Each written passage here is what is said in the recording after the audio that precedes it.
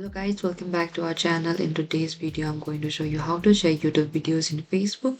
First of all, you need to open the Google Chrome web browser or any other browser you prefer. You can simply click on this YouTube option, or you could go to the URL section over here and type down www.youtube.com and enter it.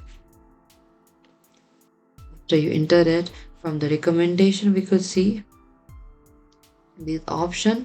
You can simply click this option, or you can also go search which video you want to do that, but the process is same. And after that, you need to click on this three dot icon, select that option, go to the share, and after that you'll be able to get a lot of these apps. As I'm going and click on this Facebook option, and it will directly get into this option over here. You can also click on the default audience which you want to do that. As I'm going with the only me option, and click on the done. And then after that, if you want to type down anything from here, you can also do this.